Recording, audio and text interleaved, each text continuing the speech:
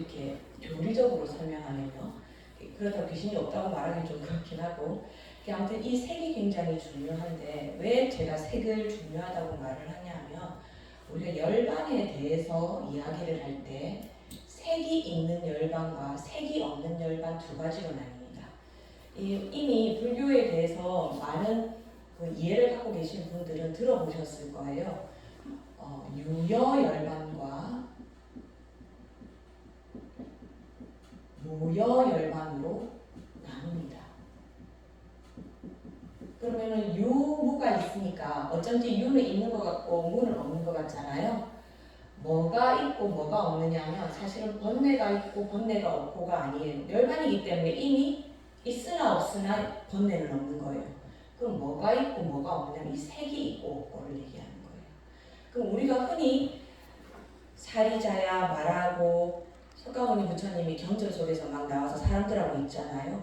그 상태를 유여열반이라고 하고, 완전히 사라상수 아래에서 완전히 몸을 없애고 열반에 드신 것을 우리는 무여열반이라고 합니다. 이런 말 들어보셨을 거예요. 부처님이 이건 이제 나중에 다시 부처님 세계를 얘기할 때 다시 한번 이야기할 수도 있는 부분인데요. 부처님께서 맨 처음 깨달음을 딱 얻고 나서 이 법을 중생들이 알아듣기 어렵다라고 해서 바로 무여열반으로 들어가려고 하셨어요. 그 말은 뭐냐면 이 세상에서 몸을 없애려고 생각을 했다는 거예요. 근데 몸이 있으면 사실 이것이 그 업이 같이 나는 경우가 많거든요. 지난번에 설명을 해드린 적이 있는데, 우리가 윤회라고 얘기를 할 때 이런 거 생각해 보신 적 없으세요? 내가 죽고 나면 어쩐지 내 몸은 딱 깨지고 다른 몸으로 딱 옮기는 것 같잖아요. 말하자면 내가 동그란 그릇에 원래는 있었는데 안에 물이 들어있었어요. 그런데 이 동그란 항아리가 탁 깨지니까 공곡 물 그대로 다른 뭐 이렇게 뾰족한 컵잔이라든가 커피잔이라든가 이런 데로 물이 쪼르륵 따르는 것 같이 윤회할 것 같잖아요. 그렇게 생각 안 하세요? 그러니까 나 다음에 뭘로 태어날래 이런 말 하지 않아요? 그러니까 옛날에 제 신부님 중에 한 분은 지금 남편이랑 지금 아이들이 너무 마음에 들어서 자기는 다음 생에 꼭 태어나도 지금 이 남편하고 이 아이를 꼭 같이 가족으로 먹겠다고 하는 거예요. 근데 그 가능성이 얼마나 있을까요? 굉장히 어려운 일이거든요. 근데 우리는 쉽게 그렇게 생각한단 말이에요. 그러니까 이 색이라는 것 자체가 윤회로 보게 되면 이것은 이 모든 수상 행식 중에서 윤회한다고 할 때 절대로 갖고 갈 수 없는 것 중에 하나인 거예요. 이해가 되시죠? 그죠? 그래서 이 색이라는 것은 윤회에 있어서도 좀 우리가 생각할 때 이해하기가 좀 힘든 부분이 있고, 무여열반과 유여열반을 이야기할 때도 우리가 도대체 유여열반과 무여열반을 얘기할 때 무슨 문제가 있길래 스님이 처음부터 아주 오온도 다 모르는데 이 색에서 이렇게 머물러서 이야기를 많이 하고 있나 생각이 드실 것 같아요. 이게 윤회에서 중요한 이유가 뭐냐면, 이 색이라는 것이 생길 때 가장 중요한 것이 뭐냐면, 우리 색이 있으려면 뭐가 있어야 됩니까? 모양이 있죠. 모양이 있으려면 뭐가 있어야 돼요? 부모가 있어요. 부모. 우리 부모 없는데 갑자기 태어날 수 있어요? 박혁거세나 김할지는 가능할지도 모르겠습니다. 그런데 이제 부처님 같은 경우 이제 생애로 살짝 넘어가서 보면은 부처님이 옆구리에서 태어났다는 말이 있어요. 우리 그 말들은 뭐라고요? 말도 안 되는 소리다. 근데 우리는 약간 심한가? 이런 생각을 하잖아요. 그죠? 근데 옆구리에서 나온다라는 거는 뭐냐 하면, 인도에는 카스트 제도 있다라는 말 들어보셨죠? 카스트가 4개 카스트가 있는데요. 다라문이고, 그 다음이 크샤크리아고, 다음이 바이샤, 그리고 수드라. 이거 밑에 불가촉 청민이 또 있는 겁니다. 그러니까 사실은 계급이 한 5가지인가 싶지만 이 불가촉 청민에도 또 여러 가지 사람들이 있어서 꼭 직업 따라 달라지는 부분이 있기 때문에 크게는 이 네 개라고 그래요. 근데 지금 제가 바라문이 지금 잘 기억이 안 나는데 머리인지 심장인지에서 태어나는 바라문이라고 그래요. 크샤트리아는 옆구리에서 태어납니다. 마이샤는 사람이 태어나는 곳에서 태어나요. 근데 수드라는 어디서 태어나느냐면 발바닥에서 태어난다고 그래요. 그러니까 이것은 부처님이 옆구리에서 태어났다라는 말이 무슨 말이냐면 크샤트리아라는 뜻이에요. 그러니까 바라문은 뭐냐 하면 재식을 지내는 사람이죠. 그리고 베다 경전을 배우는 사람들이에요. 크샤트리아는 말하자면 정치인. 그리고 바이샤는 뭐냐 하면은 상인. 수드라는 허드렛 일을 하는 노예를 얘기합니다. 그러니까 부처님께서 옆구리에서 태어났다. 그거는 뭐 지어내거나 그런 게 아니고 그 나라 문화이기 때문에 우리도 박혁거세가 아래서 태어났다고 해서 아래서 태어난 사람이 어딨어 그러지 않고 그거는 고대의 신화다 이렇게 그냥 넘어가잖아요. 그죠? 그러니까 그 부처님 탄생에 대해서는 그게 뭐 신화라던가 신화다 이렇게 생각을 하면서도 초기 불교에서 가장 우리가 그 실수를 하는 것이 뭐냐면 이 색이 있다라는 것 때문에 이게 유명열반이라고 말했음에도 불구하고 부처님도 우리와 같은 인간이었다 이렇게 말하는 게 문제가 있다라는 겁니다. 그렇게 되면 문제가 뭐냐 하면 우리가 사생자부고 우리의 스승이라고 하고 우리의 교주라고 하면서 인간이라고 해버리는 거예요. 그래도 되는가? 그렇게 말할 수 있는가? 그것이 뭐냐 하면 제가 지금 준비한 자료처럼 역사적 인물로서의 석가모니를 말할 수 있느냐 없느냐를 생각해 보게 되는 겁니다. 그래서 우리가 부처님 세계를 이야기하기 전에 부처님 생애에 나오는 그 이야기들은 어디서 나오는 얘기들이냐면 모두가 경전에서 나오는 말이에요. 특히 초기 불교 경전에서 나와요. 그러니까 뭐 부처님께서 어디를 갔는데 누구랑 이야기를 했고 어디가 아팠고 무엇을 설파하셨고 그때 당시에 뭐 역사적 배경은 어떻고 뭐 어쩌고 저쩌고 이야기가 나오잖아요. 거기서 우리는 석가모니 부처님의 역을 마치 이 세계에 살았던 역사적 인물로 뽑아내서는 우리와 같은 사람이다 이렇게 얘기를 해버리는 거예요. 근데 같은 사람이다 얘기하니까 열반에 그러니까 이 열반에 들었다는 건 뭐냐면 3계를 뛰어넘었다는 말이 되는 거거든요. 우리 또 교리가 또 나오면 3계가 그럼 또 뭘까요? 3계 들어보면 아시는 분들이 불교 교리에 대해서 아시는 분들이 많아서 이렇게 얘기하다 보면 이거 밑도 끝도 없이 계속 얘기하게 되는데요.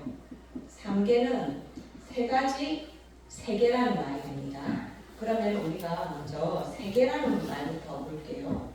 이 세계란 말 중에 색자는 뭐냐 하면 삼세라는 말이 되고 이 계자에서 3계가 나오는 겁니다. 그러니까 우리가 3계를 뛰어넘었다라는 것은 이 3계를 얘기하는 거예요. 그럼 3세는 뭔 것 같습니까? 맞습니다. 시간적으로 말하는 거예요. 과거, 현재, 미래. 그리고 3계는 공간적인 거. 시야경 확인도 근데 약간 공간적인 걸 이야기하는 거예요. 이 3계는 뭐냐면 6계, 색계, 무색계입니다. 이것을 어떻게 구분할 수 있냐면 6계 같은 경우에는 일단 색이 있어요. 색도 있고 색과 함께 뭐가 있냐면 욕망이 있어.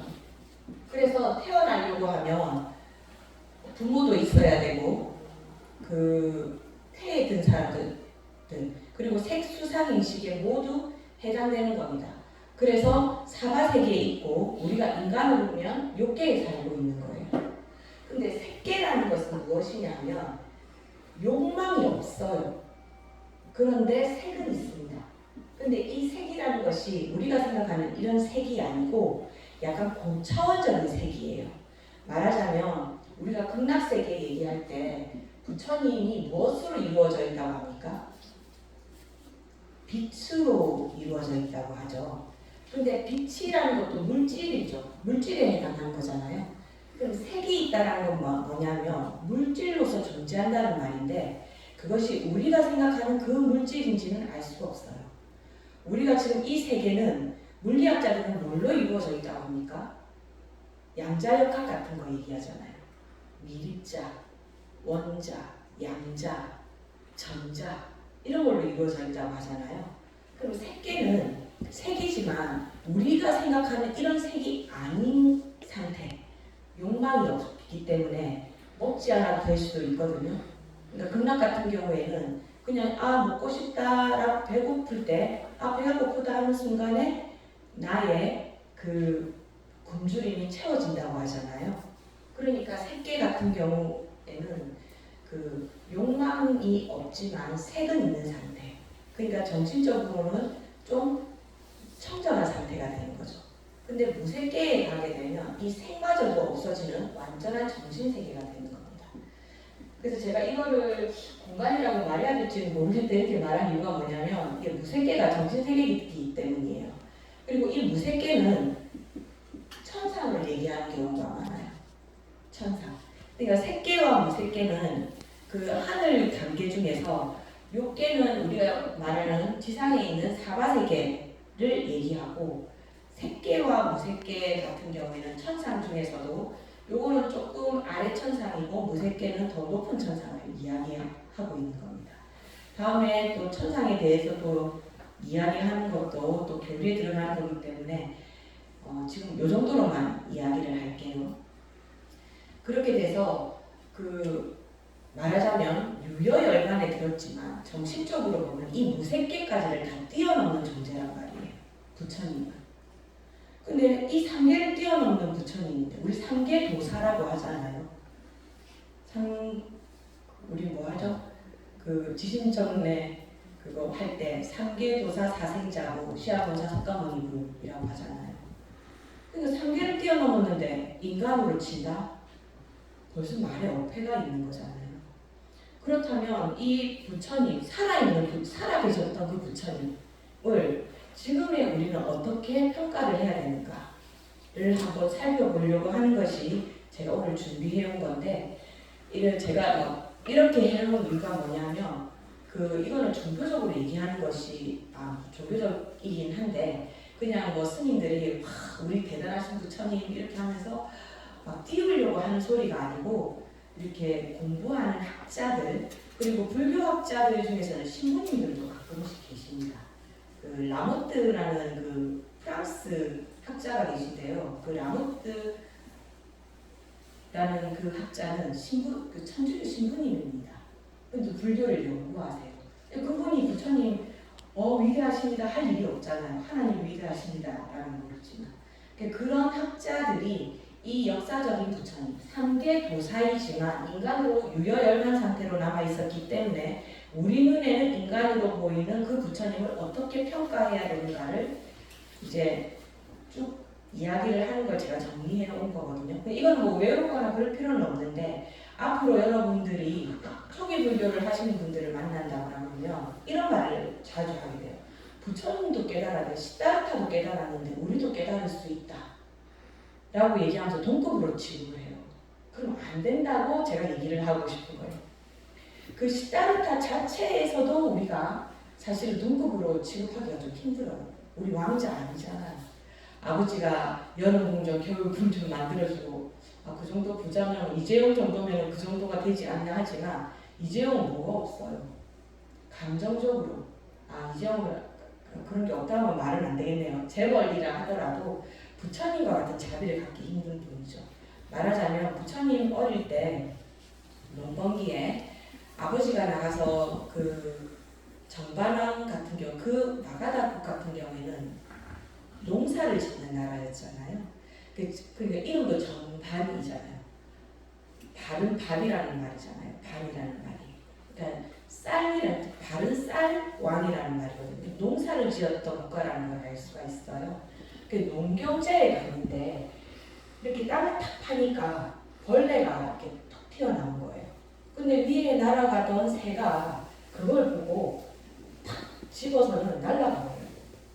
근데 그때 부처님 아니고 시다르타는 4-5살 정도 된 아기였단 말이에요.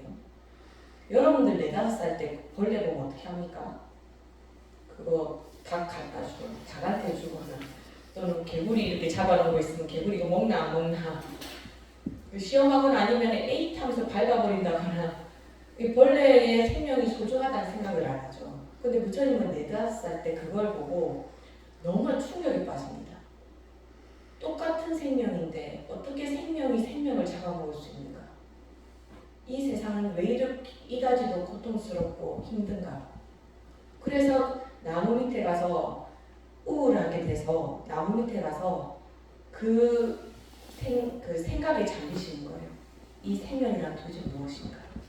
그래서 다음번에도 얘기하겠지만 부처님 깨닫고 난 그 부처님께서 이제 그 고행을 하시다가 다시 그 유미죽을 드시게 되도록 내려오시잖아요.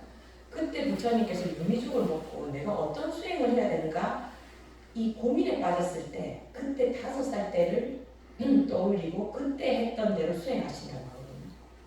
그러니까 부처님은 벌써 5살에 30살이란 말도 있고 29이란 말도 있고 뭐 여러 가지 설이 있기 때문에 몇 살이라고는 정확하게 말을 할 수는 없지만 부처님으로서 깨닫는 그때의 수행을 이미 5살 때 하신 겁니다. 그러니까 부처님은 어릴 때부터도 그냥 전기니까 너무 영적으로 묘사했다 그럴지도 모르겠죠. 그러니까 기록 자체가 이미 영적으로 돼 있기 때문에 우리는 인간의 부처를 만날 수가 없는 겁니다. 이미. 그래서 일단은 경전 속의 석가모니가 어떻게 나타나는지를 보면 첫 번째는 그 가사를 걸친 승려로 나오죠. 그러니까 일단 인간으로 보입니다. 그죠? 그리고 두 번째는 깨달은 존재, 진리로서 인격화된 인간으로 있지만 유여열반에 들었기 때문에 뭔가 인격화된 아니 신격화된 어떤 그 진리가 인격화된 그래서 약간은 다른 사람들이 보면 신격화할 수 있는 그런 존재. 그리고 세 번째는 어디에서나 존재하는 진리로서의 붓다. 이거는 이제 조금 어려운 얘기긴 한데요. 이걸 우리는 법신이라고 하는데 그 대승불교에서 말하는 법신과 초기 불교에서 말하는 법신은 좀 차이가 있습니다. 초기 불교에서 말하는 법신은 뭐냐 하면 부처님 자체로 존재하는 그 몸 자체가 법체다 라고 해서 부처님 자체를 법신으로 보는 거예요. 석가모니 부처님이 가루를 가지고 탁발을 하시고 그 철식을 하시잖아요. 씹어 먹고 소화기관으로 이 영양분을 공급하는 그런 식사를 하심에도 불구하고 그 몸은 법신으로 보는 것이 초기 불교에서의 법신의 개념이에요. 근데 대승불교의 개념은 어떻게 됩니까? 유식이라는 것이 나오고 나서 후대 대승불교에서 나오는 법신은 우리가 살고 있는 이 허공 어디에나 우리의 마음속에 어디에서나 내가 부처님하고 부르면 나한테 가피를 주시는 그러니까 뭔가 진리 또는 보이지 않지만 항상 계시는 어디에나 계시는 그런 법신으로서의 부처님을 법신으로 얘기하거든요. 그래서 경전 속의 석가모니는 어디에서나 존재하는 진리로서의 붓다는 대승경전에서의 붓다를 얘기하는 겁니다. 그리고 진리의 인격화된 모습은 초기 경전에 부처님을 말하는 거고요. 그리고 가사를 걸친 사문이라고 하는 것은 석가모니 부처님도 인간이라고 보는 측면에서 봤을 때 사문으로서의 부처님을 얘기하는 거죠. 그래서 방금 말한 것이 이제 부파불교 경전에서 그러면 제가 방금 말한 걸로 하면 부파불교라는 것은 이제 초기 불교에서 살짝 그 연구가 된 불교를 얘기하거든요. 그 경전에서는 그 이쪽 부파형 불교를 공부하시는 분들은 자부심이 뭐냐면 우리의 경전은 부처님께서 직접 말씀하신 직설의 불교다라고 굉장히 자부심을 가져요. 그리고 부처님께서도 인간으로서 깨달으셨기 때문에 우리도 부처님과 똑같이 깨달을 수 있다라고 이야기하는 그런 부류거든요. 그럼에도 불구하고 대승불교적인 붓다가 부파불교 경전에도 나타난다는 겁니다. 그래서 초기 경전에 석가모니 불 외에도 앞에 과거 6불이 있었다. 지금 우리 과거 7불이라고 하죠. 왜냐하면 석가모니 부처님께서 이미 세상에 안 계신다고 생각을 해서 과거 7불이라고 하는데, 초기 경전에는 부처님 살아계신 걸 전제로 하고 있기 때문에 과거 6불에 대해서 이야기를 하고 미래에 오신 미륵 부처님까지 이야기를 하고 있어요. 그러니까 이것만 봐도 벌써 초기 경전에서도 부처님 자체를 앞에 있는 6불과 미래의 미륵과 비슷한 부처님으로 보고 있기 때문에 완전히 인격한 인간으로서의 부처님으로만은 보고 있지 않다라는 것을 알 수 있습니다. 그리고 마하바스투와 같은 북전의 부파문헌에서는 현재 다방불이라고 해서 지금 서방의 석가모니불, 동방의 유리강 부처님, 동방 아축불이든 다른 우리가 살고 있는 이 지구라는 것 외에도 다른 곳에 부처님이 살고 계신다 라고 하는 이야기를 전하고 있어요. 그렇게 되면 그 말은 무엇이냐면 석가모니 부처님이 계신 그 지금 이 세계에서 부처님이 계시듯이 극락세계에는 아미타 부처님이 계시고, 그리고 동방에는 아축불이 계신다. 그 말은 뭐냐면은 석가모니 부처님도 아미타 부처님과 같이 신격화된 부처님으로 볼 수 있다라는 의미가 되는 거거든요. 그래서 우리가 초기 불교에서 인간불다만 얘기하지만 꼭 그렇지만은 않다라는 것을 알 수 있습니다. 그래서 석가모니 부처님에 대한 인식을 이제 계속 반복되는 얘기인데요. 위대했지만 근본적으로는 한 개인이다. 또 후대 사람들에 의해서 만들어진 초인적이자 신화적인 존재일 뿐이다. 원래는 인간이다. 라고 하는 사람들이 생기면서 그 중에서 나카무라 하지메 그 학자는 붓다라는 부처님의 정기를 표현해서 또 굉장히 사람들이 많이 읽었어요. 근데 이 나카무라 하지메 선생이 특히 인간 붓다를 얘기를 많이 합니다. 그래서 인간 붓다기 때문에 우리도 부처가 될 수 있다. 뭐 희망을 가져라. 그렇게 얘기를 한단 말이에요. 근데 이 나카무라 하지메 선생은 그럼 그거를 증명을 해야 되잖아요. 그 증명하는 방법을 어떤 식으로 선택을 했냐면, 그러니까 뭐 선정이 들었다거나 수행을 했다거나 해서 알아낸 것이 아니고, 그 옛날 경전 같은 경우에는 구전했다라는 말 들어보셨죠? 부처님 돌아가시고 나서 100년 후에 1차 결집이 일어납니다. 그러니까 모든 제자들이 모여서 네가 들은 거 다 얘기해봐 라고 해서 처음에 그 부처님 돌아가시고 나서 1차 결집, 100년 뒤에 1차 결집이 왔는데, 부처님 돌아가시고 나서 안한하고 마가서 그리고 사리풀 여러 제자들이 모여서 너 부처님 말했던 걸 한번 얘기해봐. 그래서 말로 쭉 읊어요. 그 읊은 내용을 중심으로 해서 그 경전이 이루어진단 말이에요. 그 경전을 다시 100년 뒤에 다시 한 번 더 맞는지 다시 한 번 더 송출해봐 해서 또 한 번 더 이야기를 하면서 몇 가지 수정을 하면서 만들어지는 것이 이제 부파불교의 경전이거든요. 그러니까 초기에는 이것이 노래처럼 구성한다는 것이 아미타 부처님께서 계셨습니다. 이렇게 된 것이 아니고 잊어버리지 말아야 되잖아요. 그냥 노래가라고 이렇게 전해진 거예요. 그래서 제 그 인도에서 이 경전을 전하는 방식으로 이 경전을 읽는 분의 말을 들어보면 이 문자로 전하는 것보다 이렇게 노래로 전하는 것이 훨씬 더 변형이 없고 정확하다고 합니다. 그러니까 우리도 노래는 아주 세월이 많이 지나도 학교 종이 땡땡땡 이런 거는 우리가 잊어버리려고 그래도 안 잊어버려지잖아요. 가락과 함께 이렇게 외워진 것은 잘 잊어버려지지가 않고, 또 그 가락이 일정하게 운율이 있기 때문에 규칙이 있어요. 근데 그 규칙에 맞춰서 모든 말을 끼워 맞췄기 때문에 그 변형되기가 힘들다고 합니다. 그래서 나카무라 하지메 선생은 어떻게 봤냐면 초기 경전 중에서 노래로 된 것, 운문으로 된 것은 초기에 이루어진 거고, 이것이 노래가 아니고 산문으로 이루어진 것은 나중에 덧붙여진 것일 것이다.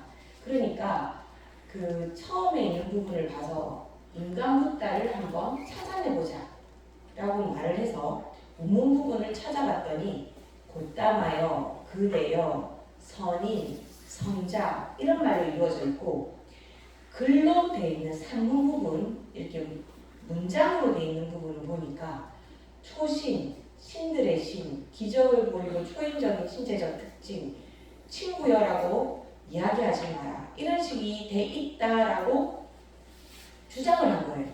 근데 들어보니까 어때요? 약간 그럴듯하게 들리지 않아요? 이 그럴듯하게 되는데 사람들이 속은 거죠. 하지만 이 학자들은 뭔가 이야기가 나오고 근거가 없으면 공격을 해야 됩니다. 막 비판을 합니다. 근데 이 나카무라 하지메 선생의 의견에 대해서 이렇게 비판을 합니다. 옛날 부분하고 새로 넣은 부분을 원문이 맨 처음에 처음 보고 산문이 뒤에 붙여진 거라는 걸 어떻게 증명할 건데? 그리고 이 불교가 경전이 몇 개예요? 우리 그냥 확실히는 잘 모르지만 대충 해인사에 84,000개.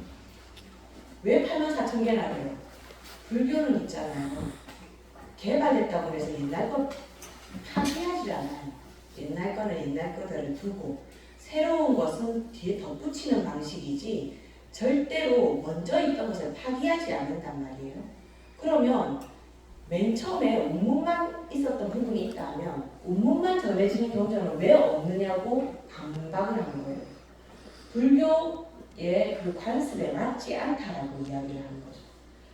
그리고 초기 경전 이제 그 말이 결국은 하나의 경전에 공존하는 거는 구분을 할 수 없으니까 이게 하나의 경전으로 공존하는 것이 아니냐.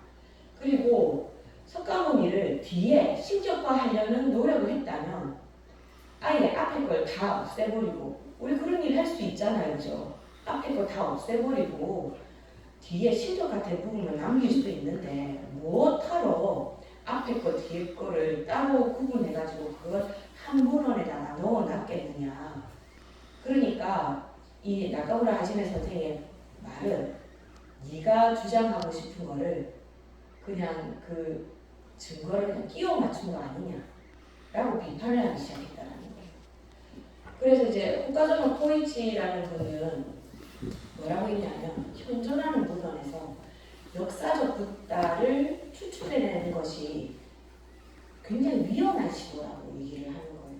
그러니까 우리나라에서도 만약 신화적으로 보면 기말지, 박혁거세가 아래에서 태어나지 않았다는 것을 어떻게 증명할 건데? 진짜로 아래에서 태어났으면 어떡할 건데? 우리가 알 수가 없는 부분이란 말이에요. 이미 아주 고대의 일이고, 그러니까 우리나라에서 조선시대의 사극은 굉장히 많이 만들어지는데 고려시대나 삼국시대 그 사극은 많이 안 만들어지는 이유가 뭡니까? 기록이 없기 때문에. 왜냐하면 조선시대 사극은 이게 뭐 이런 건 쓰지 마라 하는 말까지 다 써놓을 정도로 사관원이 왕을 완전히 스토킹 하듯이 따라다니면서 왕의 일거수일투족을 다 써놓은 거잖아요.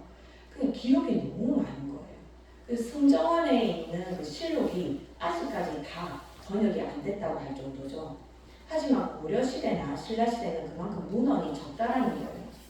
그러니까 우리가 갖고 있는 문헌 자체가 적다 보니까 완벽하게 고증해내기가 힘드니까 결국은 소설이 될 수밖에 없고, 그러니까 뭐 옛날에 유행했던 뭐 태조왕건 그런 이야기도 그 궁예 이런 부분이 작게 남아있는 한두 줄 남아있는 그런 역사적 사실을 가지고 소설처럼 써낸 거거든요. 그러니까 우리는 근데 지금 와서 보면은 그런 드라마도 보면서 마치 역사적 사실이었던 것처럼 착각을 하고 있잖아요. 구분해내기가 굉장히 힘들다는 겁니다. 그래서 그 경전 내용에서 멀어져서 경전 내용을 무시하고 역사적 붓다가, 그러니까 경전은 무엇 때문에 쓰여진 거예요?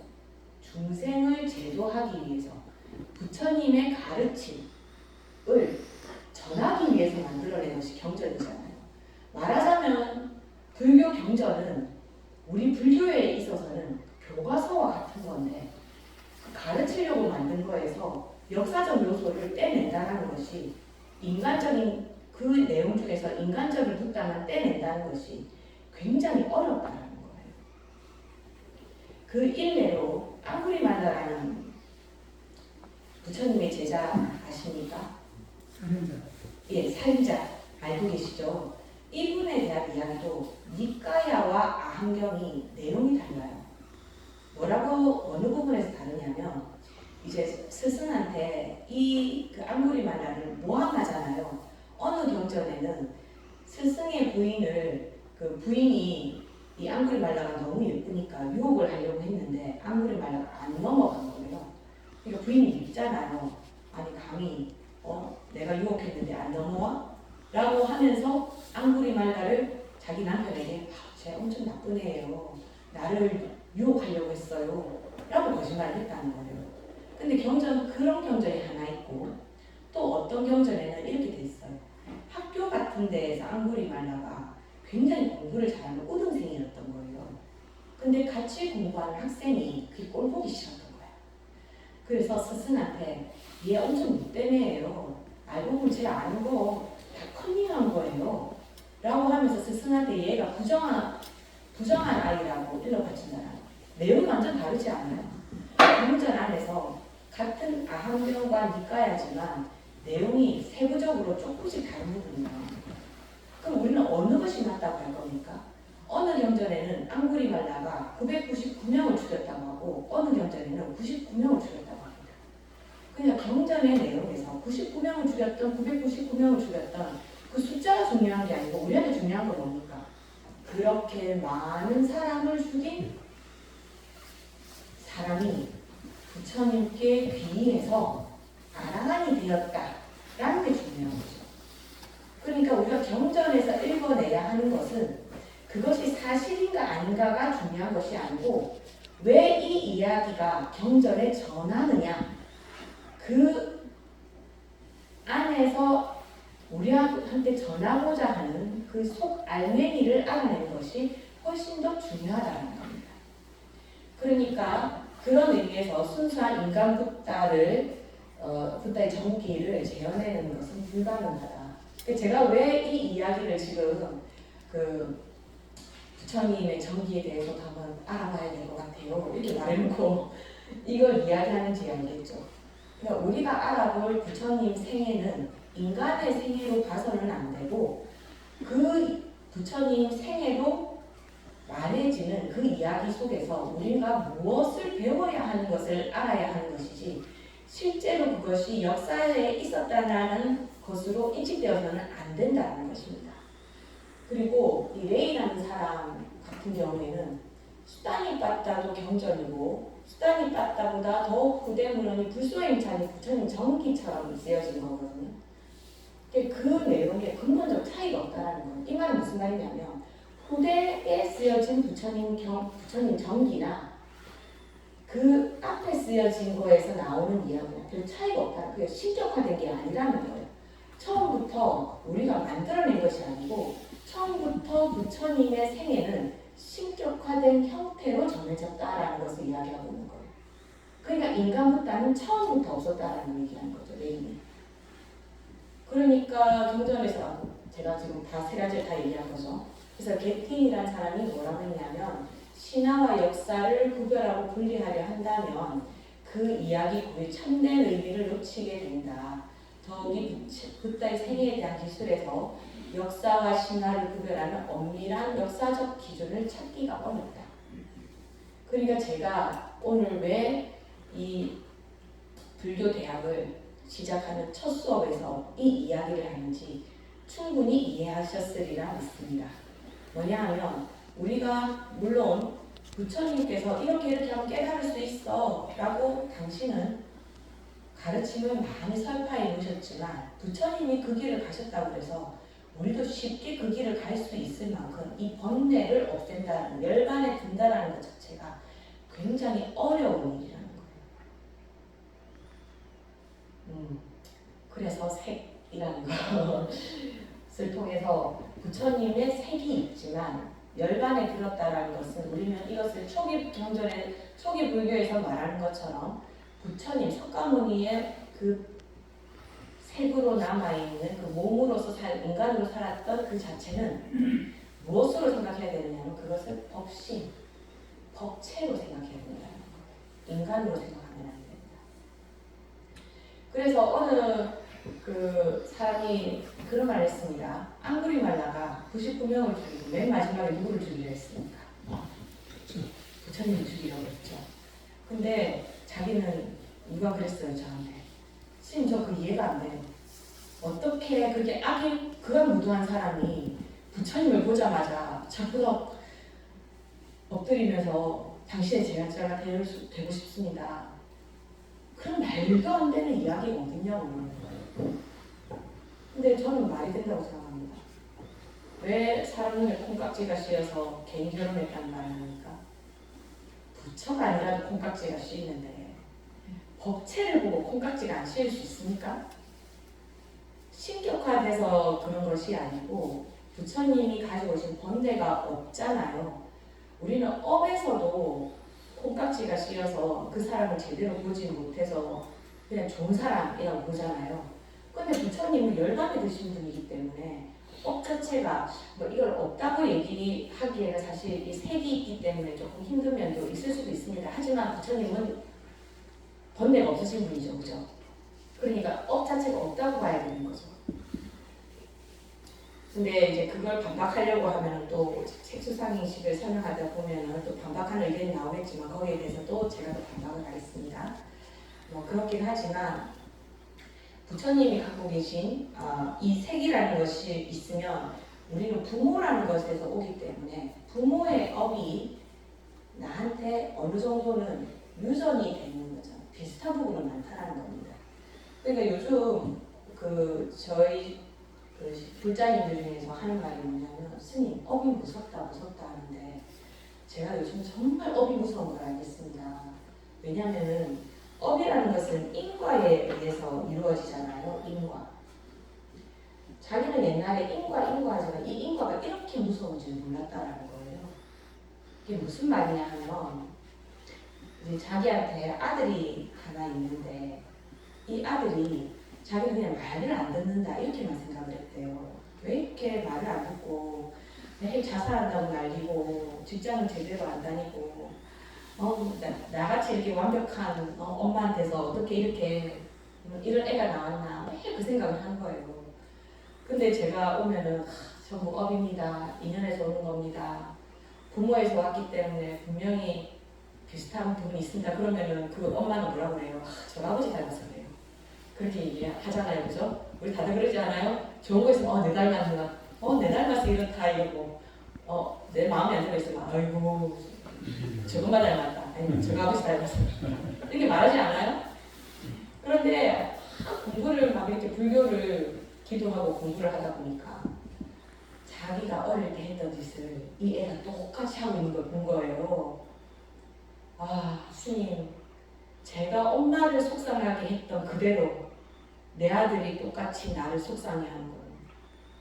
우리 엄마가 내가 이런 행동을 해서 우리 엄마가 이렇게 속상해할지 난 몰랐습니다. 나 정말 엄마한테 참여해야 됩니다. 이렇게 얘기를 하는 거예요. 그러면서 무섭다는 거예요. 인과가. 색. 부모한테 주는 거. 업이 같다. 그런데 제가 그랬습니다. 정말 무서워요?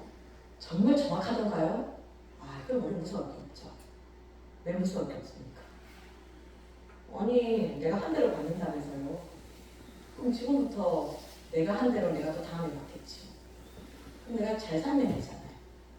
부처님에서 불소행찬. 네, 불소행찬. 부처님의 전기입니다. 부처님의 삶을 써는 겁니다. 우리는 잘 살면 됩니다. 근데 이 잘이 어렵다고 해요. 잘이. 그죠? 근데 저는 이 불교대학을 하면서 우리는 불교대학에서 배우는 이 교리가 우리 삶에 녹아들기가 힘들다고 생각하시나요? 혹시 녹아들 수 있다고 생각하시나요? 좀 반반인 것 같아요. 어떤 분들은 저는 말씀대로 살 수 있을 것 같아요 라고 하는데 그렇게 살 수 있을 것 같으면 이 세상에 고통받는 사람 아무도 없죠. 그러면서 스님 그건 교리지. 진짜 우리가 그렇게 할 수 있나요? 이렇게 얘기한단 말이에요. 근데 저는 이 분류대원안에서 정말로 부처님 말씀대로 살 수 있다. 잘 살 수 있다. 그리고 이 인과는 오긴 옵니다. 근데 이 이야기를 하면 조금 희망이 되실지가 싶어서 제가 너무 이것으로 이야기를 너무 많이 하나요? 어지럽습니까? 괜찮습니까?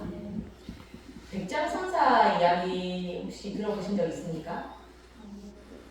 여우 이야기인데요. 그 백장이라는 선사가 있었습니다. 법문을 안거가 돼서 스님들을 모셔놓고 대중들을 사부 대중을 모셔놓고 법문을 했어요. 근데 저 끝에 웬 노인이 매일 와서 법문을 듣는 겁니다. 이렇게 얘기하니까 듣는 적 있는 것 같죠? 매일 듣고 있는 겁니다.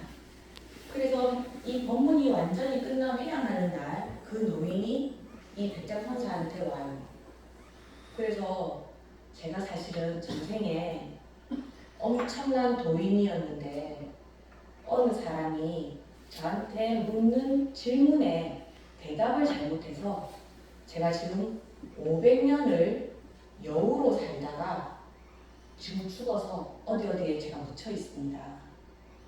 근데 제가 도대체 뭘 잘못 대답을 한 걸까요? 라고 물어봐요. 근데 백장선사가 뭐에 대한 대답을 잘못했는데 그럼 그 질문을 나한테 똑같이 해봐라 라고 얘기를 했어요. 뭐라고 물어봤냐면 도인도 인과에 떨어집니까?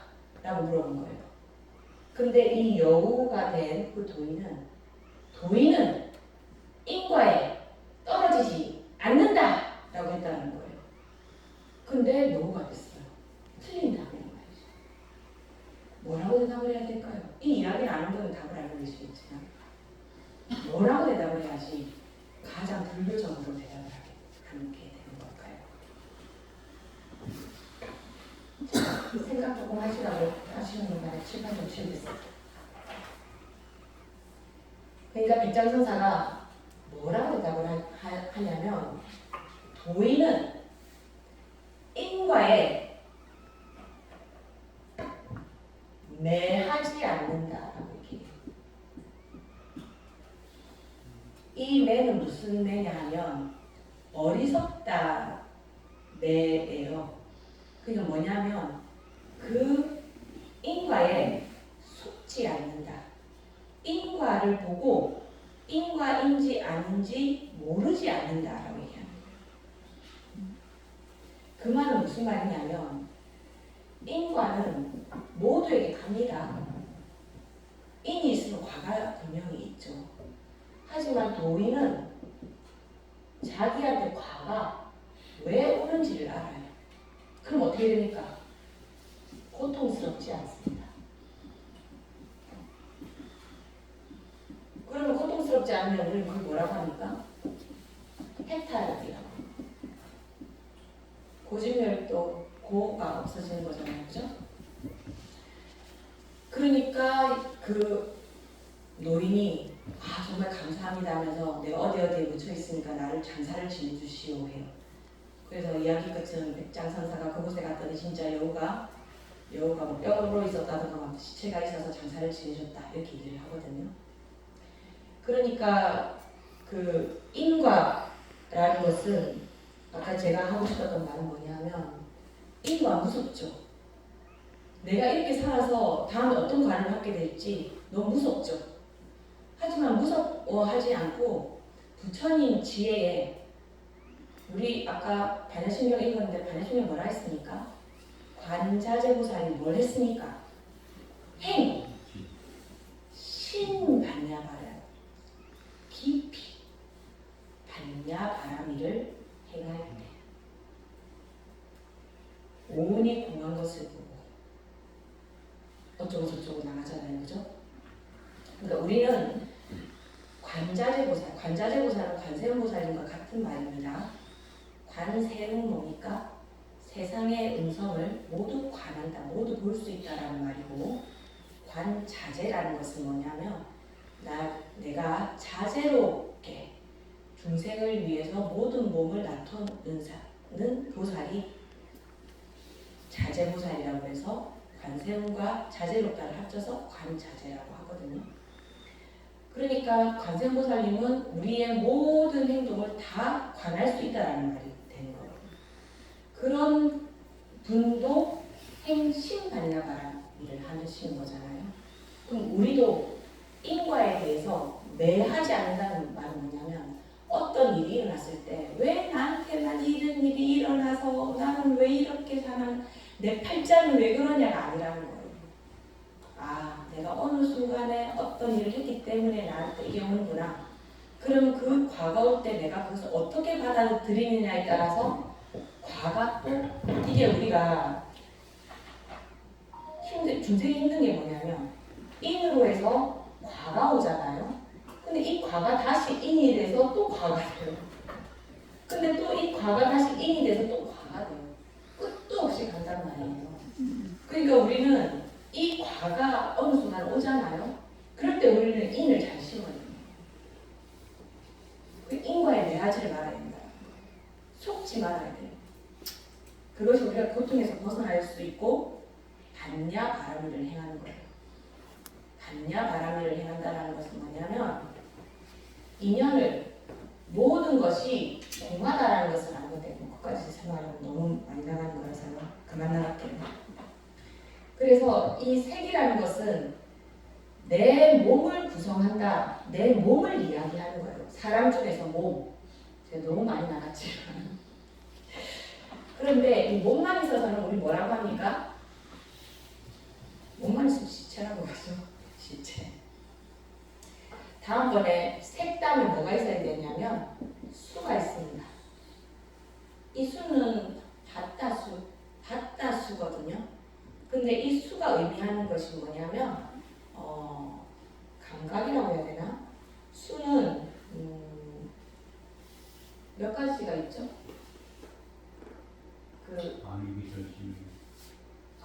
아니고요. 안이비설심리를 통해서 얻는 것 맞습니다. 안이비설심리를 통해서 얻는 건 맞는데요. 예, 맞아요. 느낌. 그래서 고를 써서 이 수라는 것 자체가 이제 받아들인다. 그러니까 방금 말씀하신 것처럼 내 안이비설심이가 받아들인 것에 대한 느낌을 얘기하는 거예요. 그렇기 때문에 내가 만약에 레몬 같은 거 딱 씹고 나서 레몬을 마시는 사람은 락수가 되겠죠.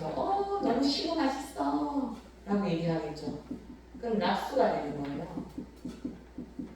그런데 어떤 사람은 시고 싫어 하면 똑같이 레몬을 먹었는데 어떤 사람한테는 고수가 되는 거죠.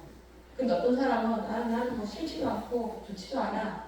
그게 불고 불락수 이렇게 해서 수는 세 가지로 말할 수 있습니다. 그래서 세 개에 벌써 안이비설심이가 들어가는 거예요. 말씀 잘해주셨네요. 제가 그것 때문에 딴 얘기하다가 세 개 안이비설심이라는 것을 말 안 할 뻔했네요. 그러니까 우리가 불교적으로 말하면 육근을 갖춘 것을 색이라고 말한다는 거고 이 육근을 경계 어떤 바깥 경계를 통해서 내가 받아들여지는 어떤 느낌이라는 것이 수가 된다는 말이에요. 그래서 우리는 뭐가 잘못됐느냐면 우리는 고수는 싫어합니다. 락수를 좋아해요. 그리고 불구불락일 때는 락을 찾아가요. 그렇죠? 그래서 우리는 욕망이라는 거랑게 생기게 되고 그래서 우리는 욕계에 산다라는 말을 합니다. 그래서 우리가 인욕이라는 말 하잖아요. 저는 우리는 인욕하면 뭐가 생각이 납니까? 참는 거 생각하잖아요. 참는다고 하니까 부정적인 말로 들리지 않아요? 고통을 참는다 라는 말이 들리잖아요. 근데 사실 인욕은 약도 참아야 됩니다. 좋을 때 너무 좋아해도 안 된다는 거예요. 그리고 아무렇지도 않은 상태가 있을 때 이것을 내가 싫어하거나 좋아하거나 그런 것이 없고 그냥 이것도 그냥 있는 그대로 받아들일 수 있어야 된다. 그래서 인욕이라는 말은 고수, 락수, 불고, 불락수를 모두 싫어하거나 좋아하지 않는 평상심의 상태가 인욕이에요, 사실은. 근데 우리는 인욕이라고 하면 보통 고수만을 찾는 것을 많이 생각을 하잖아요. 네, 그런 부분이 좀 있다라는 거. 또 우리는 수까지 지금 갔습니다. 다음이 뭐냐 하면 상이 있습니다. 이건 생각상자거든요. 그러면 우리가 이런 느낌을 가지고 어떤 생각을 가지게 되고 또 이 상이라는 것은 뭐가 관련이 있냐면 언어랑 좀 관계가 있어. 자, 우리 앞에 지금 사가 있습니까? 없습니까? 없죠? 네. 근데 사과 하면 우리 거의 똑같은 거 생각하지 않을까요? 사과 이렇게 있는데 이거 이런 식으로 된 거 생각하는 사람 있습니까? 우리 사과하면 보통 이렇게 된 거 생각하잖아요. 상이 생각으로 어떤 형체를 생각해낼 수 있는 거. 그리고 뭐다라고 하면 이 생각으로 일어나는 모든 것을 우리는 상이라고 하거든요. 상상. 우리가 이미지화할 수 있는 거. 그런 것을 모두 상이라고 해요. 그러니까 사람이 되려고 그러면 육군을 갖춰야 되고 그 다음에 그 감각기관으로 해서 좋은지 나쁜지 아무렇지도 않은지를 알 수 있어야 되고 또 무언가가 이야기를 한다든 대상을 봤을 때 그 대상을 보고 아 이것이구나 라고 내가 생각을 할 수 있어야 된다는 거예요. 그리고 대상이 없더라도 언어적으로도 알 수 있어야 된다는 거죠. 그 다음 것이 중요한데요. 다음 것이 행입니다. 행은 뭡니까? 이렇게 행 쓰니까 뭐가 제일 먼저 생각이 나요? 행이라고 하니까 실천하고 그런 게 생각나잖아요. 아시는 분들은 조그맣게 의지 이렇게 하는데 맞아요. 의지인데요. 이 행이 의지라는 것을 아는 것도 중요하지만 행이 업을 만들어낸다는 걸 알아야 돼요. 이 고수나 상 같은 경우에는 업을 만들어내지 않아요. 근데 업이라는 것 때문에 우리가 고통받잖아요. 그럼 뭐가 있냐면 어떤 사람 같은 경우에는 직장을 가요. 상사가 엄청 괴롭혀. 에이, 이놈만 없으면 행복할 것 같아요. 이직해요. 그런데 또 똑같은 사람은 달라졌는데 또 나를 괴롭히는 상사를 또 만나는 거예요. 아이씨, 내가 재수가 없어가지고 뭐 피했는데 여우 피한다고 했는데 호랑이를 만난다. 그리고 또 옮겨요. 근데 또 비슷한 사람 만나요. 우리 그 뭐라고 합니까? 인연이다라고 얘기하면서 네 업이다 이런 말 하잖아요. 그죠? 이 업을 만들어내는 것이 의지라는 거예요. 근데 이 의지라고 하는 이 행위 업을 만들어낸다는 게 중요한 게 뭐냐면 우리나라 형사법에 보면 우리가 만약에 사람을 때렸는데 치사에 이르렀어요. 나는 죽이려고 생각을 안 했는데 죽어버렸어. 그럼 그 사람 벌 받습니까? 안 받습니까? 벌 받죠. 근데 부처님법은 내가 죽이려는 의도가 없었어. 의지와 의도가 없었어요. 근데 죽어버렸어. 그럼 저는 업이 생성이 안 되는 거예요. 잘못이 없는 거죠. 벌을 받지 않아요. 근데 불교에는 벌이 있는 게 아니죠, 사실은. 불교에 벌이 없다는 사실을 알고 계십니까? 지옥에 왜 갑니까? 벌 받으러 지옥 갑니까? 지옥에 왜 갑니까? 과로 가는 과. 내가 지옥에 갈 인을 지었기 때문에 가는 거예요. 부처님은 너 잘못했으니까 지옥 가라 한 적 없어요. 부처님은 항상 정말 지옥에 있는 애라도 건져오고 싶어 하죠. 근데 우리는 인간 세상에 살다 보니까 불교인임에도 불구하고 벌 받았다라는 말이에요. 벌이라는 건 뭐예요? 안 받아도 되는데 내가 이 사람을 벌 주고 싶으면 좀 밉다 하면 벌 줄 수 있잖아요. 예를 들어서 뭐 판사가 이 사람 한 3년 감옥에 가도 되는데 괘씸해. 그럼 4년 보냈다. 그럼 그 벌이 먹긴 하지만 약간 그 뭐 더 많이 주고 안 주고 그런 게 생길 수 있잖아요. 근데 불교에서 말하는 것은 벌이 아니기 때문에 내가 인을 지은 것만큼 그냥 과를 받는 것뿐이죠.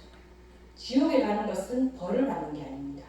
내가 지옥에 가는 인을 지었기 때문에 내가 과를 받는 것뿐이죠. 아무튼 이 색수상행 중에서 이 의지는 업을 만들어낸다는 겁니다. 그러고 나서 이게 식이 맨 마지막에 있는데요. 이 식은 뭐냐 하면 이 식이 뭡니까? 감각 기관으로를 통해서 내가 어떤 대상을 알게 되잖아요. 그것을 내가 무엇이라고 정확하게 인식하는 것을 식이라고 합니다. 그런데 불교에서는 이 식 때문에 태어난다고 해요. 부모가 있어서 색이 되잖아요. 그런데 만약에 식이 없으면 그냥 사생아가 태어나는 거예요. 이 식이 부모를 찾아가는 거거든요. 근데 식이라는 건 뭐냐면 약간 뭐 알기 쉽게 말하자면은 뭐 영혼 같은 거라고 할까요? 그런데 그 불교에서는 영혼, 고정된 실체를 믿지 않거든요. 그러니까 그런 형식이 아니고 이 식이라는 것은 내가 있다라는 것을 알아차리는 걸 얘기하는 거예요. 그러니까 뭐 아레아식, 말라식, 육식 이런 거 들어보셨죠? 그러니까 이것은 육근만 있었다 하면 이 여기서는 육식이 있게 된 겁니다. 그럼 유식으로 말하면 육식만 있는 게 아니고 나라고 생각하는 말라식도 있어야 되고 그리고 나의 종자, 업을 저장하는 아레아식까지 있어야 되는 거죠. 그래서 이 색수상행식이 모두 갖추어져야 우리는 이것을 사람이라고 합니다. 그럼 불교에서 사람을 얘기할 때 오온이라고 했어요. 그럼 오온이 지금 내 몸이 있고 내가 어떤 감각이 있어서 좋고 나쁘고를 받아들일 수 있고 뭔가 말을 했을 때 내 뇌에서 또는 마음에서 무엇이라는 것을 다 알아차릴 수 있고 그리고 내가 이 몸뚱이를 움직여서 뭘 해야지라는 의지가 있고 그리고 그 의지로 움직여서 일어나는 모든 것을 내가 인식할 수 있는 식까지 다 갖췄다. 그러면은 우리는 무엇을 하게 될까요? 경험이라는 것을 하게 됩니다. 그래서 우리는 사람이 무엇이냐? 라고 하면 이 몸뚱이 색이 사람이 아니고 곧 경험이 사람이다. 라고 말하는 데까지 이룰 수 있는 겁니다. 이것은 제 말이 아니고요. 이제 유식에서 상식으로, 상식에서 유식으로라는 이제 동국대 정승석 교수님께서 쓰신 책이 있는데 그 책 그 앞머리에 나온 거예요. 근데 저는 사람이 색수상행식이라고 말하는 것보다 사람이고 경험이고 사람이다 라고 하는데 너무 공감이 되더라고요.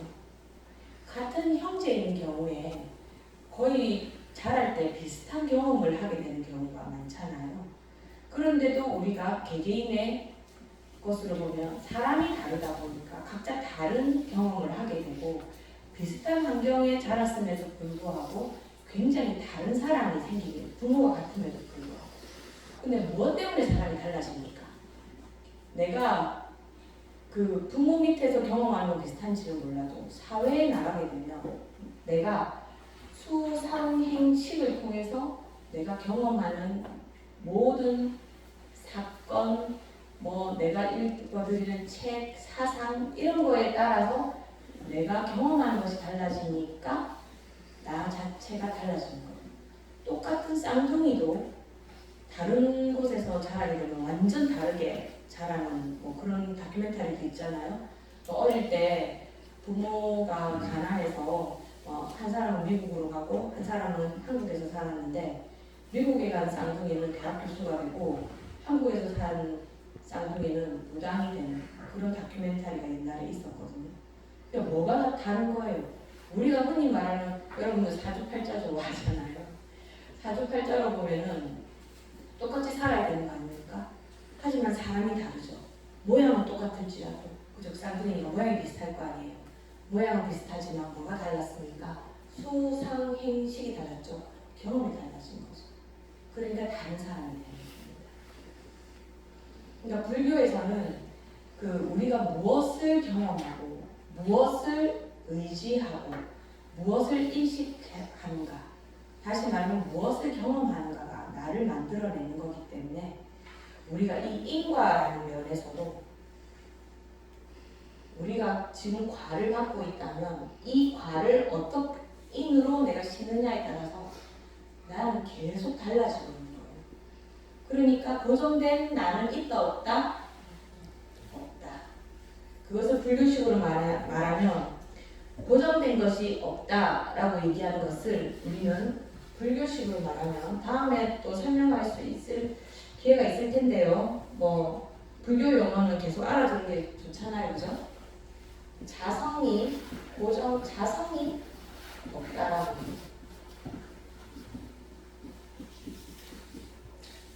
스스로의 성질, 자기만의 성질이 없다라는 거예요.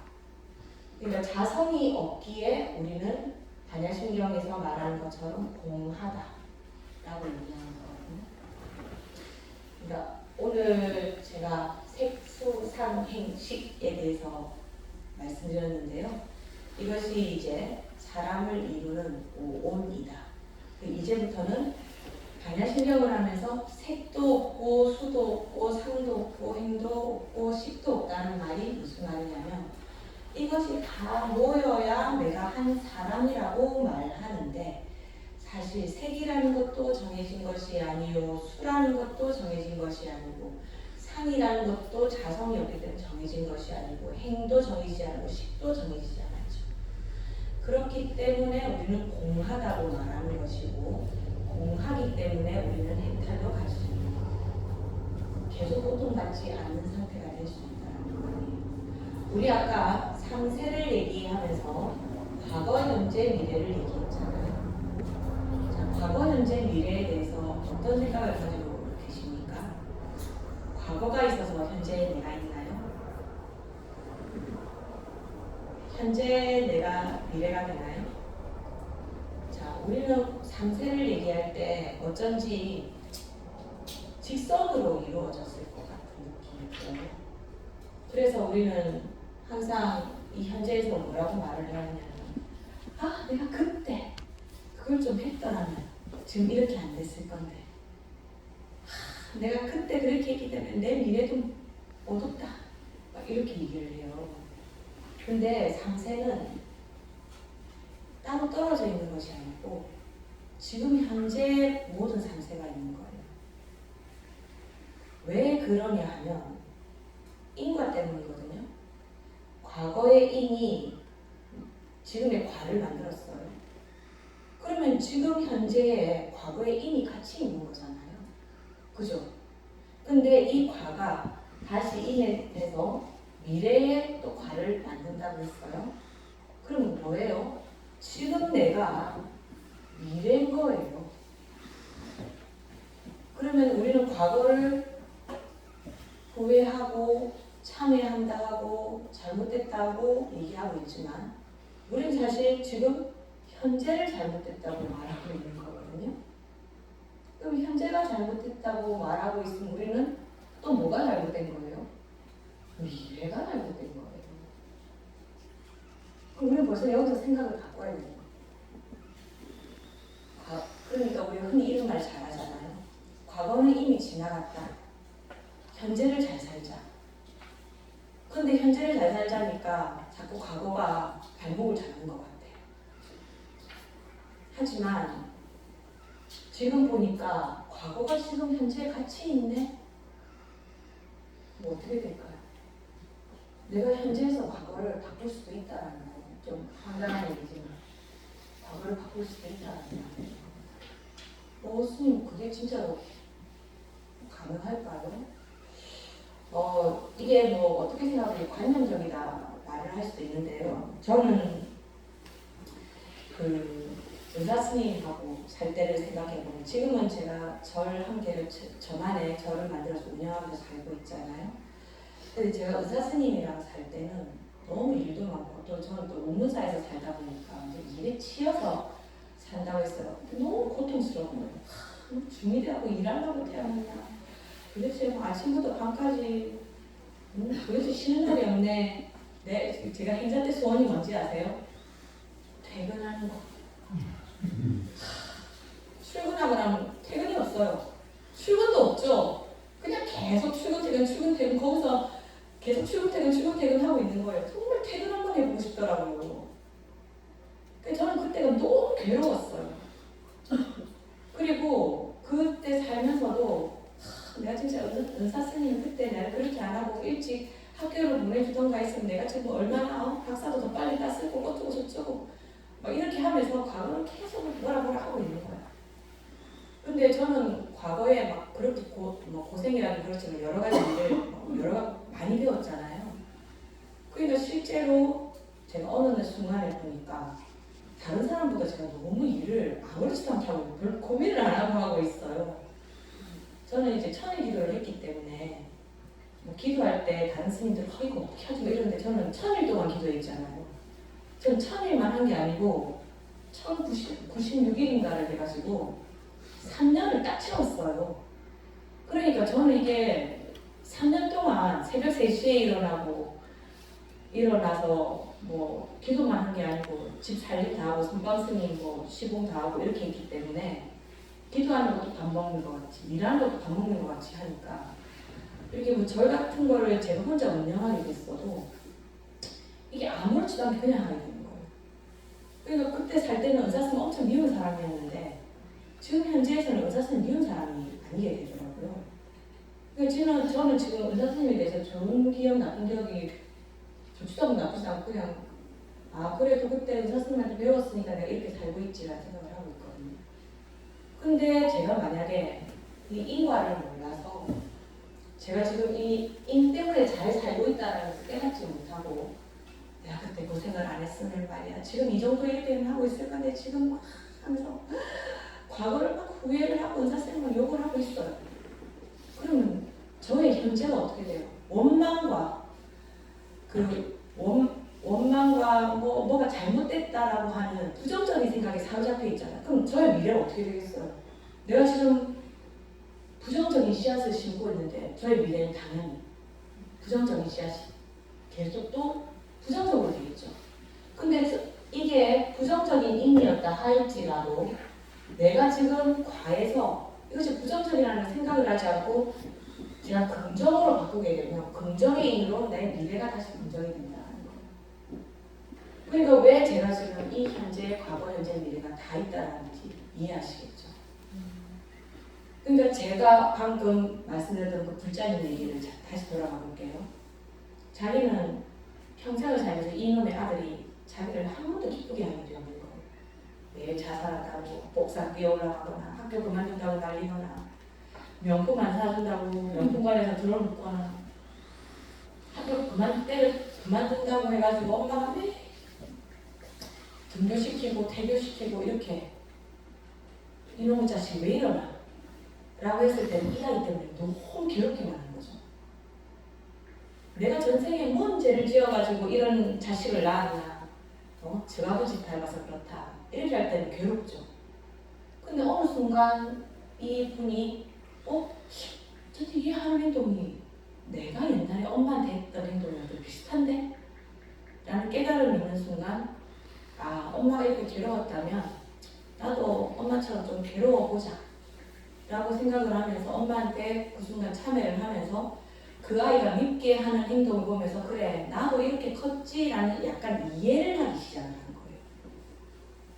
그러니까 이 아이가 갑자기 그런 세월이 되니까 이 아이가 직장도 나가고 엄마한테 때도 덜 쓰고 아직 완벽하지는 않지만 예전과는 달라지는 모습을 조금씩 보이고 있는 거예요. 근데 이분은 고통에서 벗어나는 거죠. 사실은 내가 왜 어떤 인으로 내가 이 발을 받고 있는가 생각을 못하기 때문에 지금이 괴로운 거거든요. 근데 저는 항상 전화위복을 이루어내는 것이 불자다라고 생각해요. 근데 사실 전화위복은 아니죠. 하지만 우리가 그 바깥 사람으로 보면 내가 지금 이 나쁜 것을 나쁜 것이라고 보지 않고 내가 어느 순간에 지었던 것이라면 내가 지금 인을 잘 심어서 이것이 미래에는 이것과 똑같은 괴로움으로 과를 받지 않으리라는 의지를 내는 거예요. 그러면 나의 업은 어떻게 되겠습니까? 달라지죠. 처음엔 잘 안 됩니다. 으이구 이놈의 자식 한 말이 계속 나와요. 하지만 오늘 안 돼. 오늘 5번 했으면 내일은 한 4번 하고 오늘 4번 했으면 다음 날 내가 5번을 안 만들도록 노력하는 거예요. 그러면 그래 오늘 4번 한 거 조금 힘들었으니까 내일도 그럼 4번만 하고 5번을 안 다루도록 노력해보자 라던가. 저는 불자님들한테 그렇게 잘 안 된다라고 얘기할 때는 뭐라고 이야기를 하냐면 일단 의지를 내라.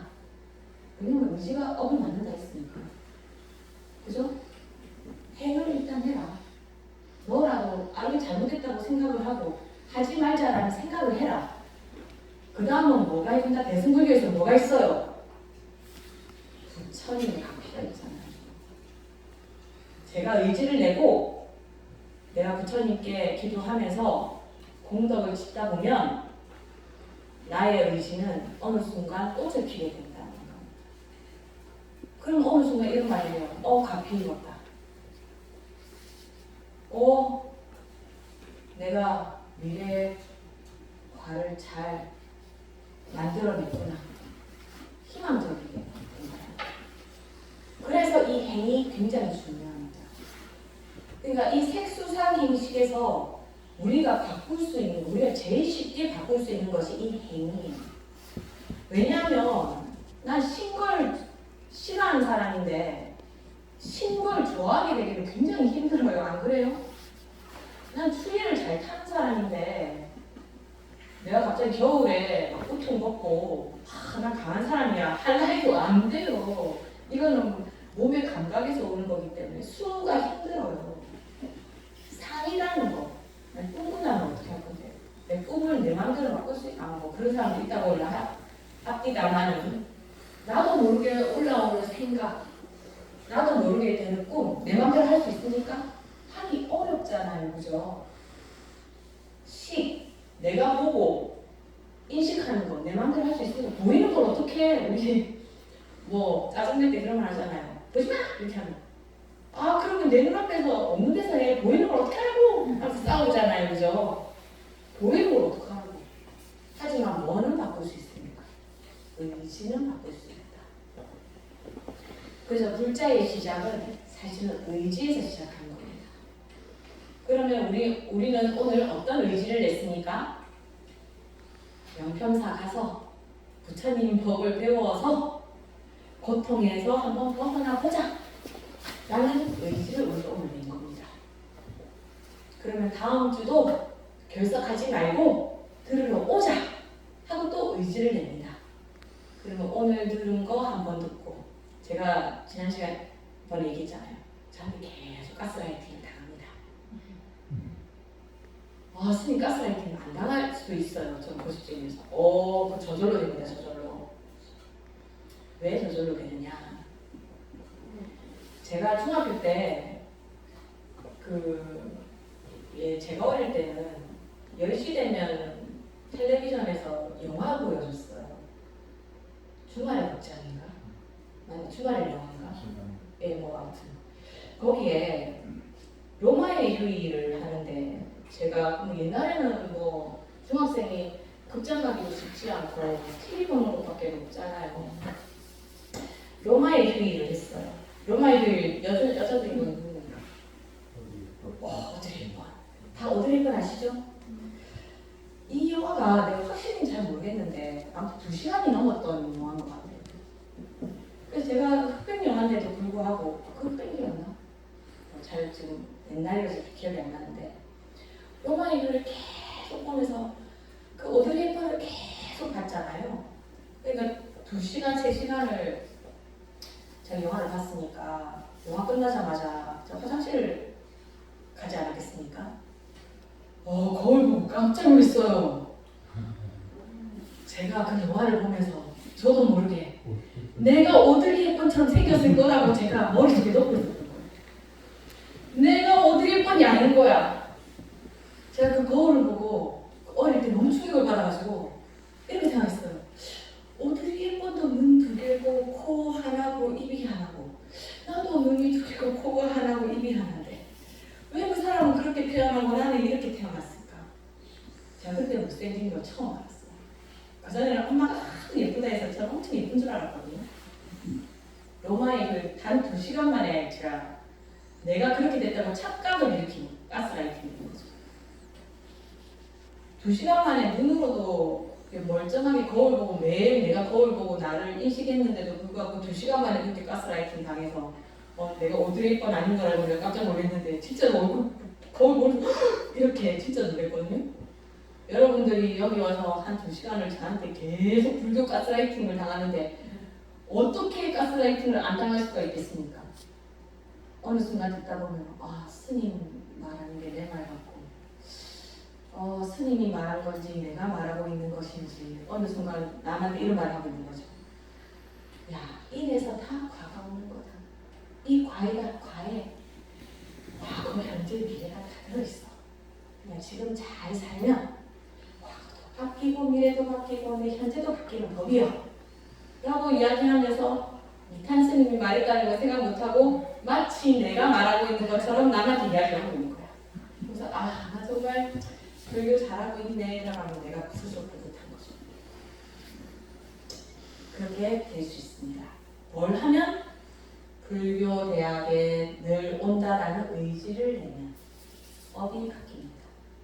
그러니까 여러분도 한번 저는 그런 업을 바꾸기 위해서 그런 의지를 내봤거든요. 저는 대학 다닐 때 스님들 법문을 좀 많이 들었는데 스님들 법문에 그런 얘기를 하시는 거예요. 도둑질한 적이 없는 사람은 자기 물건을 남이 훔쳐가지 않는다라는 거예요. 아무리 이런 도둑. 제가 그 말을 듣고 정말 좀 감동을 받았어요. 그때는 이제 어릴 때니까 이런 거 생각 안 하잖아요. 정말 그런가 보다 했는데 제가 대학교 1학년 때 버스 이제 학교 간다고 버스를 탔는데 버스에서 내려오니까 가방이 찢겨 있는 거예요. 지갑도 없어졌어. 내가 집으로 버스비가 없더라고요. 그 친구한테 빌려서 왔어요. 근데 제가 지갑만 잊어버린 게 아니고 잃어버린 게 아니고 지갑 안에 다 잃어버리고 가방까지 찢겼잖아요. 그래서 제가 나 전생에 뭐 훔쳤는가 보다 그 생각을 했어요. 그래서 그 다음부터는 내가 스님한테 그런 말을 들은 적이 있으니까 내 전생이 너무 한심한 거예요. 순진했으니까 믿은 거겠죠. 그죠? 그래서 제가 밤마다 천수명을 읽으면서 참회 진언 하면서 내 전생 그런 걸 정말 참회한다고 대신에 나는 훔쳤으니까 보시를 해야 되겠다라고 생각을 해서 이제 절에 가면은 그 불전하면 용돈도 좀 넣고 또 기부하는 거 한 달에 뭐 1,000원이든 2,000원이든 기부하는 데를 만들어서 계속 기부를 했어요. 근데 그 다음 해에 제가 버스를 또 탔어요. 그런데 어릴 때니까 막 시끄러운 음악 이렇게 헤드폰 꽂고 옛날 카세트 이런 데다 꽂고 딱 탔기 때문에 분명히 소리가 안 들려야 되는데 만원 버스여서 저는